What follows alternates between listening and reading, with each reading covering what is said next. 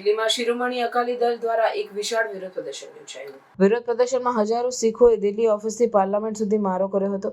આ પ્રદર્શનનું મુખ્ય કારણ દિલ્હી શીખ ગુરુદ્વારા મેનેજમેન્ટ કમિટીના સભ્યોની સભ્યપદ રદ કરવાની કાર્યવાહી હતી.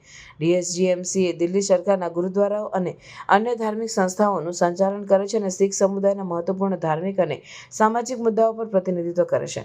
પ્રદર્શન દરમિયાન એસએડી નેતા સુખબીરસિંહ બડાલ અને યુનિયન મંત્રી હર્ષમુત કૌર બડાલ સહિતના નેતાઓ ઉપસ્થિત રહ્યા. હર્ષમૃત કૌર બડાલે 1984ના શીખ વિરોધી દંગાઓને ભારતના ઇતિહાસમાં કાળા દાગ ગણાવ્યા હતા અને કહ્યું કે અમારા સમુદાયને 34 વર્ષથી ન્યાયની રાહ જોવી પડી છે. તેઓએ દંગાઓમાં હજારો શીખોની હત્યા અને અનેક મહિલાઓની દુષ્કર્મ અને પરિવારોના ઘરો નષ્ટ કરવાના મુદ્દે ન્યાયની માંગ કરી. DSGMCના સભ્યપદ રદ કરવાની કાર્યવાહી એસએડી અને DSGMC વચ્ચેના રાજકીય તણાવને વધુ ઉકેલે છે.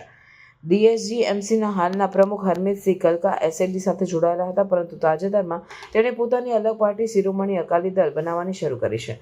આથી SGPC અને DSGMC વચ્ચેના તણાવમાં વધારો થયો, જેમાં બંને સંસ્થાઓ એકબીજા પર દબાણ અને દખલ-અંદાજીની આક્ષેપો કરી રહી છે.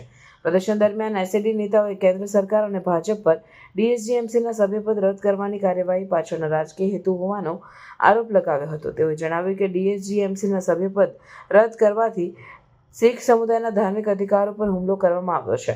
તેઓએ આ નિર્ણયને ન્યાય વિરુદ્ધ ગણાવ્યો અને શીખ સમુદાયના હિતમાં ન્યાયની માંગ કરી.